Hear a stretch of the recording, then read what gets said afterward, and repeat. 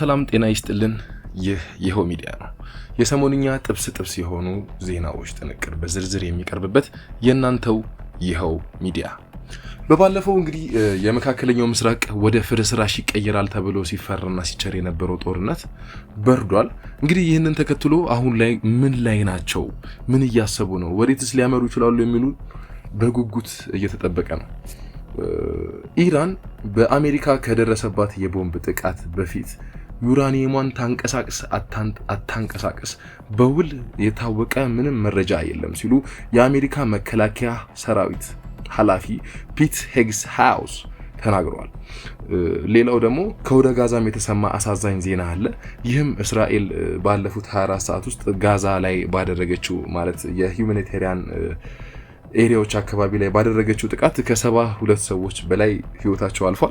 እንግዲህ እነዚህን ዝርዝሮች ይዘን ቀርበናል ማለት ነው። ዛሬ የኢራን የኒኩለር መርሃ ግብር እየቀጠለ ይሁን አይሁን ቅጡ ባልታወቀበት በአሁኑ ወቅት የአሜሪካ የመከላከያ ሚኒስተር ፒት ሄግስሃውስ በኢንተለጀንሶቻችን በኩል ምንም አይነት ኢራን ዩራኒየሟን ከአሜሪካ ጥቃት ለመከላከል እንቅስቃሴ እንዳላደረገችም የሚያሳይ ምንም አይነት መረጃ የለም ሲሉ ገልጸዋል ማለት ነው። ሌላው ደግሞ በሳተላይት ፉቴጅ ሲታዩ በቦታው ላይ የነበሩት ትንንሽ መኪናዎች ሲሆኑ እነሱም ለኮንስትራክሽን ስራ የመጡ የኮንስትራክሽን ሰራተኞች ናቸው እንጂ ምንም አይነት ከተቋሙ የተወሰደ ነገር የለም ሲሉ ራሳቸው ዶናልድ ትራምፕ በማህበራዊ ድህረ ገጻቸው ላይ ማስረጃ ሳይጠቅሱ ጽፈውታል ማለት ነው።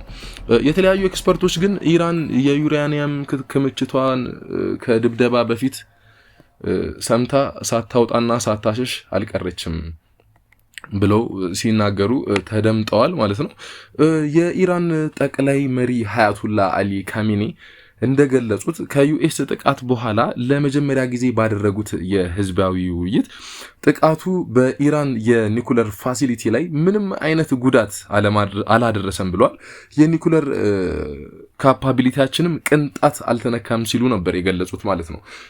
አስከትሎም እስራኤል ልናጠፋት መሆኑን አይታ ነው እስራኤል መጥፊያዋ መድረሱን ያየች አሜሪካ ነው። ለዛ ነው እንግዲህ አሜሪካ ይሄንን ጦርነት ጆይን ያደረገችው እንጂ እስራኤላውያንን ልናጠፋቸው ነበር ሲሉም በኩራት ሲናገሩ ነበር። ከዚህም በመቀጠል ስለ እስራኤልና ስለ አሜሪካ በርካታ ነገሮችን እያነሱ ሲያወግዟቸው ተደምጧል ማለት ነው አያቱላህ አሊ ካሚኒ። ሌላው ነገር ደግሞ ምንድነው እንግዲህ ባለፉት 24 ሰዓት በጋዛ ሪፊጂ ካምፕ አካባቢ ላይ ባደረሰችው ጥቃት 72 ሰዎች መሞታቸውን በሆስፒታሉ የሚገኘው የአልጀዚራ ምንጭ ገልጸዋል።